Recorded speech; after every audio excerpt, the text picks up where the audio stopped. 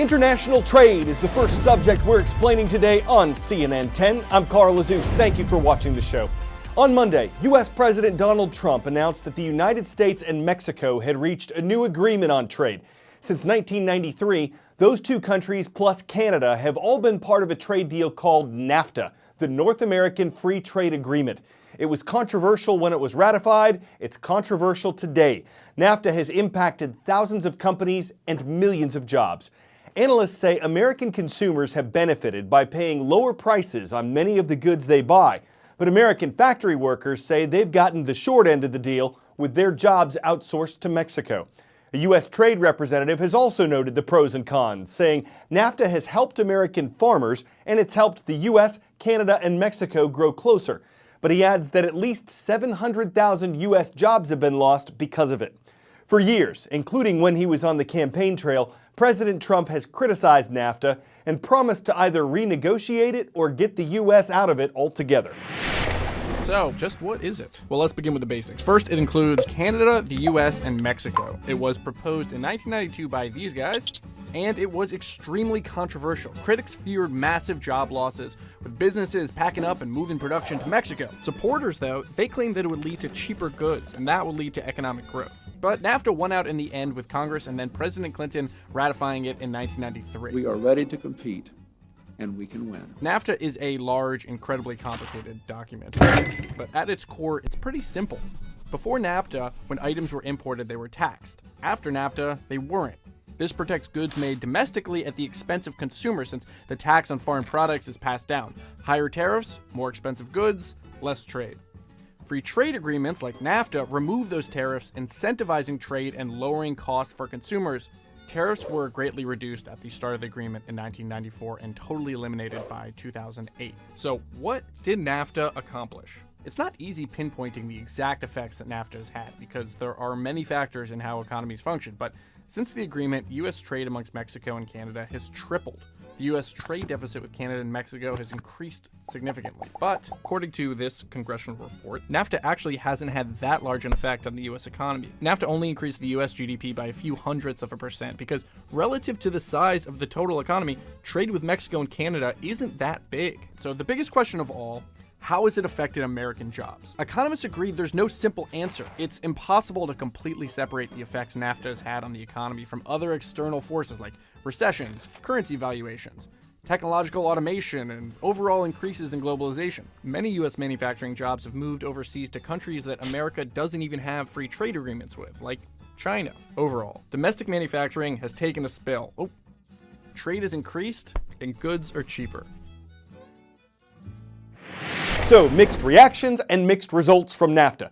President Trump says the name itself has a bad connotation, so the U.S. is going to call the New Deal the United States-Mexico Trade Agreement. Negotiations on this have been going on for about a year. During that time, the U.S. has put tariffs or taxes on certain imported goods from Mexico and Canada. And those countries have retaliated with tariffs of their own on American-made goods. And all this happened even though the NAFTA agreement said they wouldn't do it. So the business world, which includes the U.S. stock market, saw the new agreement discussed on Monday as good news. But one big question is still unanswered. What about Canada? Will it also agree to the terms shared by the U.S. and Mexico? President Trump has indicated that he'd want individual deals with each of America's neighbors. But Mexico and Canada have said they want all three countries to be tied into the deal, just like they were in NAFTA. Mexican President Enrique Peña Nieto said he now wants Canada to be part of the new agreement. A Canadian government spokesperson says his country is, quote, encouraged by the continued optimism shown by the U.S. and Mexico. So while there's hope that Canada will join in, it's not a done deal. There's still some uncertainty about the future of a three-country trade agreement involving the U.S., Mexico, and Canada.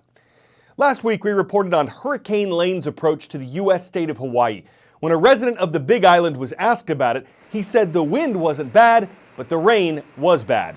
Between Wednesday afternoon and Sunday morning, more than 51.5 inches of rain fell on part of Hawaii. That made Lane the third wettest tropical cyclone to hit the U.S. since 1950.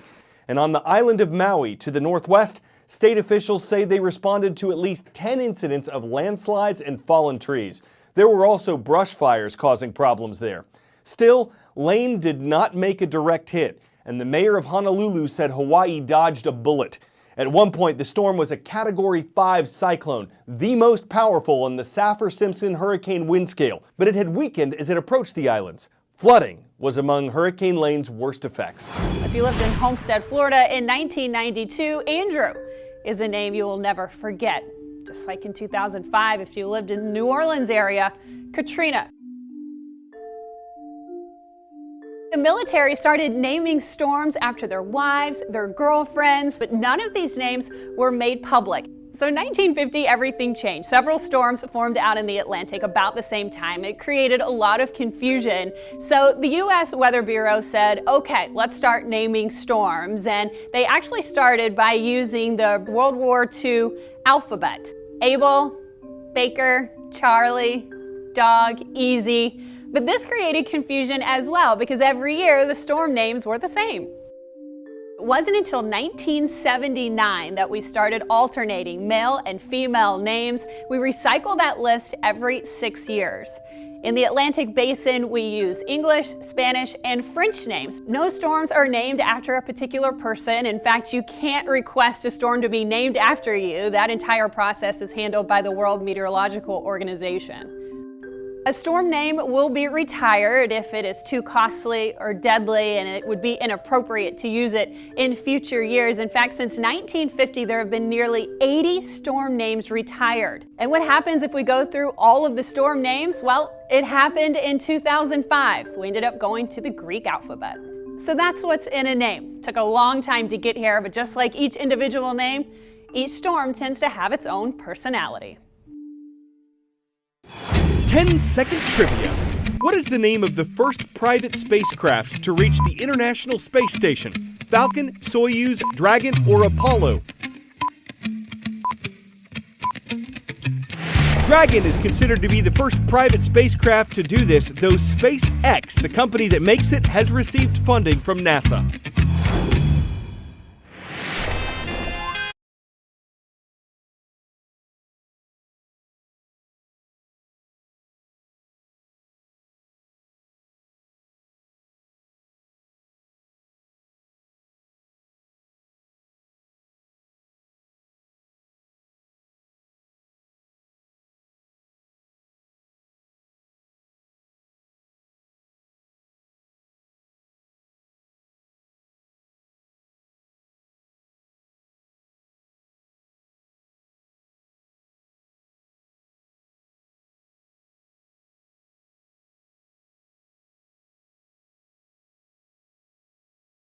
Being able to fly a first flight of a vehicle as a test pilot is a once in a generational type of opportunity.